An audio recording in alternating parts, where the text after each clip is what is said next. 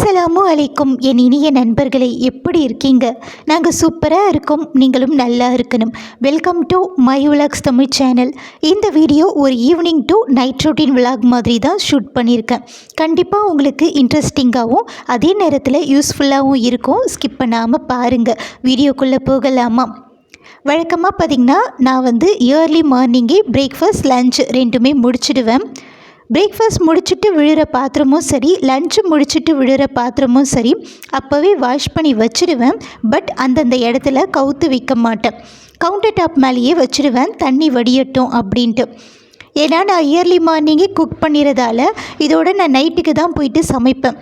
So பார்த்திங்கன்னா ஒரு evening போல் தான் அந்தந்த பாத்திரத்தை அந்தந்த இடத்துல ப்ளேஸ் பண்ணுவேன். அது வரைக்கும் தண்ணி வடியட்டும்ன்ட்டு விட்டு வச்சுருப்பேன். இப்போ பார்த்திங்கன்னா ஒரு ஈவினிங் 4:30 போல் ஆகுது.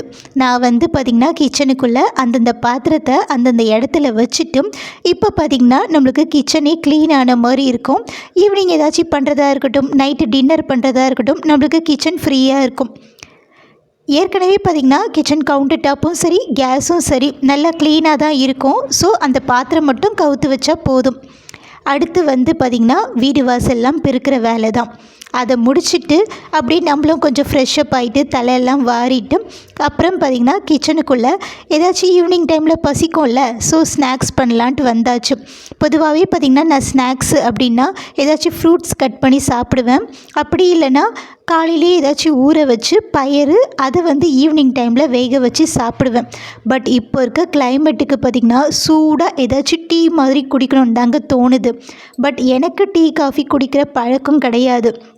ஆனால் இப்போ இருக்க கோல்டு காஃபுக்கு பார்த்திங்கன்னா இந்த இஞ்சி டீ பார்த்திங்கன்னா செம்ம ஒரு ரிசல்ட்டு தருதுங்க. எனக்கு செம்மையாக கோல்டு இருந்தது போன வாரம் வரைக்கும். அப்போது நான் இந்த இஞ்சி டீ தான் பார்த்திங்கன்னா ஒரு 2 days ஒன்ஸ் அப்படின்னு குடிச்சிட்டு இருந்தேன். செம்மையாக எனக்கு ரிசல்ட் தந்துச்சு. ஸோ உங்களுக்கு கோல்டு காஃபி இருந்தாலும் சரி இல்லைனாலும் சரி, இப்போ இருக்க கிளைமேட்டுக்கு இந்த இஞ்சி டீ, சுக்கு டீ இந்த மாதிரி ப்ரிப்பேர் பண்ணி குடிங்க. ரொம்பவே நல்லது. உடம்புக்குமே பார்த்திங்கன்னா இந்த எதிர்ப்பு சக்தி வரத்துக்கு இதுவே காரணமாக இருக்கும். ஸோ நான் பார்த்திங்கன்னா ஒரு டம்ளர் பாலில் ஒரு 1/4 டம்ளர் தண்ணி சேர்த்துட்டு ஒரு துண்டு இஞ்சியை நல்லா தட்டி போட்டுட்டேன். சுகருக்காக பார்த்திங்கன்னா நான் தேன் தான் 1 ஸ்பூன் சேர்த்துருக்கேன். இஞ்சியும் தேனும் பார்த்திங்கன்னா கோல்டு காஃப்க்கு நல்ல ஒரு பெனிஃபிட்டை கொடுக்கும். உங்கள்கிட்ட தேன் இல்லை அப்படின்னா நீங்கள் நாட்டு சக்கரை, பனங்கற்கண்டு சேர்த்துக்கோங்க. அப்போவும் சூப்பரான ரிசல்ட்டு கொடுக்கும். அந்த 1.25 டம்ளர் பாலும் சரி தண்ணியும் சரி ஒரு 3/4 டம்ளர் நம்மளுக்கு நல்லா கொதித்து அடங்கி வரணும். அப்போ தான் நம்ம வடிகட்டணும். சரி, வடிகட்டிட்டு நான் போயிட்டு ரிலாக்ஸாக குடிச்சிட்டு வர போகிறேங்க. அந்த கேப்பில் பார்த்திங்கன்னா நம்ம 3 நாளாக நான் கொஞ்சம் கொஞ்சம் மீதமாகும்ல அந்த பாலெல்லாம் ஸ்டோர் பண்ணி வச்சுருந்தேன். 1 டம்ளர் 1/2 டம்ளர் அப்படின்ட்டு எடுத்து வச்சுருந்தேன்.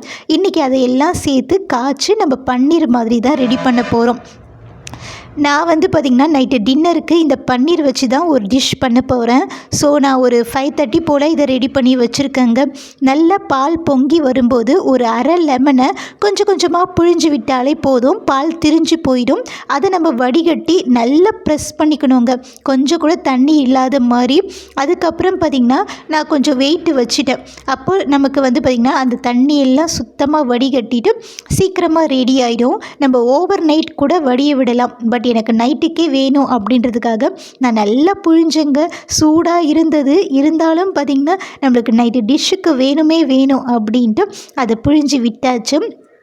பன்னீர் செய்ய போகிறேன் அப்படின்னா கண்டிப்பாக சப்பாத்தி தாங்க இருக்கணும், ஏன்னா சூப்பராக இருக்கும். ஸோ நீங்கள் சப்பாத்தி சாஃப்டாக வரல அப்படின்னு ஃபீல் பண்ணுறீங்க அப்படின்னா இந்த ஒரு குட்டி டிப் ஃபாலோ பண்ணி பாருங்கள். நம்ம ஒரு 1/2 டம்ளர் கொஞ்சம் வெதுவெதுப்பான தண்ணியை சப்பாத்தி மாவில் ஊற்றிட்டு மற்றபடி யூஸ் பண்ணுற தண்ணியெல்லாம் நார்மல் வாட்டர் யூஸ் பண்ணி கொஞ்சம் கொஞ்சமாக தெளித்து பிசைஞ்சு பாருங்கள். சூப்பராக வரும் சப்பாத்தி. உங்களுக்கு மாவு பிசையும் போதே ஃபீல் ஆகுங்க சப்பாத்தி நல்லா மாவு சாஃப்டாக இருக்கிறது. ஏன்னா அதுக்கு அந்த வெதுவெதுப்பான தண்ணி தான் காரணம். தண்ணி இல்லாமல் வெதுவெதுப்பான பால் கூட சேர்த்துக்கலாம். நம்மளுக்கு சப்பாத்தி நல்லா சாஃப்டாக வரும். கடைசியாக கொஞ்சம் ஆயில் அப்ளை பண்ணிவிட்டு மூடி வச்சுடுங்க. இப்போ நம்ம ஊறட்டும். அந்த கேப்பில் சைட் டிஷ் ரெடி பண்ணிடலாம். இது ஒரு நார்த் இந்தியா சைட் டிஷ்ஷுங்க. சப்பாத்திக்கு அவங்க கண்டிப்பாக இதை செய்வாங்க. செம்ம டேஸ்டியாக இருக்கும். பட் சிம்பிளான ஒரு ரெசிபி தான். ஒரு கடாய் வச்சுக்கோங்க. நான் தேங்காய் எண்ணெய் எடுத்திருக்கேன். நீங்கள் எந்த எண்ணெய் வேணாலும் எடுத்துக்கலாம். அதில் ஒரு 5 பெரிய வெங்காயத்தை பொடி பொடியாக கட் பண்ணி சேர்த்துருக்கேன்.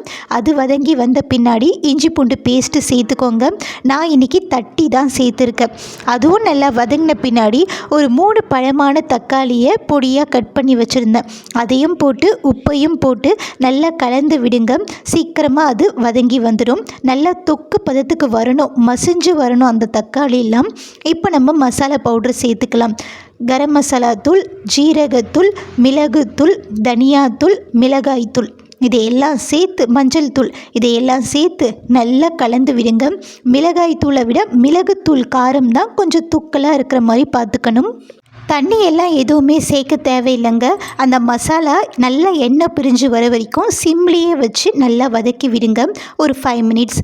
இப்போ நம்ம செட் பண்ணி வச்சுருந்தோம்ல பன்னீர், அது இந்த அளவுக்கு தாங்க வந்திருக்கு. எவ்வளோ பால் சேர்த்தும் இந்த அளவுக்கு தான் பன்னீர் வந்திருக்கு. இது பார்த்திங்கன்னா பசும்பால் தான், அதனால் இவ்வளோ கம்மியாக கிடைச்சிருக்கு. பட் நீங்கள் பாக்கெட் பால்லாம் எடுத்தீங்க அப்படின்னா இதோட கொஞ்சம் அதிகமாக கிடைக்கும். இப்போ அந்த பன்னீரை நான் உதிர்த்து விட்டுக்கிட்டேன். நீங்கள் வேணாலும் துருவி கூட சேர்த்துக்கலாம். இது ஃப்ரெஷ் பன்னீர் தானே, இப்போ தானே ஒரு 3 ஹவர்ஸ் ஆகிருக்கு, அதனால் நான் உதிர்த்து விட்டுக்கிட்டேன். நீங்கள் பார்த்திங்கன்னா துருவி கூட எடுத்துக்கலாம். அதை துருவி சேர்த்துக்கோங்க. சேர்த்துட்டு ஒரு 5 நிமிஷம் வதக்கி விடுங்க சிம்மில் வச்சு. அதுக்கப்புறம் நான் ஒரு 2 முட்டை உடச்சி ஊற்றிக்கிறேன். முட்டை உடச்சி ஊற்றிட்டு கலந்து விடாமல் ஃபஸ்ட்டு மூடி போட்டு ஒரு 5 மினிட்ஸ் விடுங்க. அதுக்கப்புறம் மூடியை எடுத்து போட்டு நல்லா மிக்ஸ் பண்ணி விடுங்க ஒரு 5 to 10 மினிட்ஸ் சிம்மில் வச்சு. அது நல்லா வெந்து வந்த பின்னாடி நம்ம ஆஃப் பண்ணிட்டோம் அப்படின்னா சூப்பரான நார்த் இந்தியாவோட ஸ்பெஷலான பன்னீர் அண்டக்கா புர்ஜி இல்லைன்னா பன்னீர் எக் புர்ஜி ரெடி. நம்ம தமிழ்நாட்டு ஸ்டைலில் சொல்லணும் அப்படின்னா பன்னீர் முட்டை பொடிமாஸ், பன்னீர் முட்டை பொரியல் அப்படின்னு பேர் வச்சுக்கலாம். கடைசியாக பார்த்திங்கன்னா கொத்தமல்லி, கசூரி மேத்தி இருக்குல்ல, அதை சேர்த்து இறக்கிடலாம். பட் இன்றைக்கி எங்கள் வீட்டில் அது ரெண்டுமே இல்லை. அதுக்கப்புறம் பார்த்திங்கன்னா நாங்கள் சுட சுட சப்பாத்தி போட்டு உட்காந்து நானும் என் ஹஸ்பண்டும் சூப்பராக சாப்பிட்டு முடிச்சாச்சு. சப்பாத்தி பார்க்கும்போதே தெரியுதா உங்களுக்கு, நல்ல சாஃப்டாக இருக்குல்ல. கண்டிப்பாக அந்த டிப்பை ஃபாலோ பண்ணி பாருங்கள். இப்போ இதனுடைய ரெண்டுத்தோட காம்பினேஷன் சூப்பராக இருந்தது. ஹஸ்பண்டுமே சாப்பிட்டு பார்த்து ஒரே வாயில் செம்மையாக இருக்குது அப்படின்னு சொல்லிட்டாங்க. கண்டிப்பாக ட்ரை பண்ணி பாருங்கள். வீட்டில் இருக்க எல்லா இன்க்ரீடியன்ஸும் தான் இதில் போட்டிருக்கோம். மற்றபடி பன்னீர் மட்டும்தான் கொஞ்சம் எக்ஸ்ட்ரா சேர்த்துருக்கோம். ஸோ நீங்கள் ட்ரை பண்ணி பார்க்கலாம் தாராளமாகவே. சாப்பிட்டு முடிச்சுட்டு இருந்த பாத்திரத்தை எல்லாம் வாஷ் பண்ணிவிட்டு கிச்சன் கவுண்டர் டாப், கேஸ் எல்லாத்தையும் நீட்டாக தொடச்சி வச்சாச்சு. அடுத்து ஹஸ்பண்ட் வரும்போதே பார்த்திங்கன்னா பசும்பால் கொண்டு வந்திருந்தாங்க. அதையும் காய்ச்சி ஆற வச்சு அப்புறமேட்டு பார்த்திங்கன்னா குடித்தாச்சு. குடிச்சிட்டு தூங்கணும் நைட்டில் அப்படின்னா செம்மையாக தூக்கம் வரும். ஸோ ஹஸ்பண்டுக்கு ஊற்றி கொடுத்தாச்சுங்க. அதுக்கப்புறம் என்ன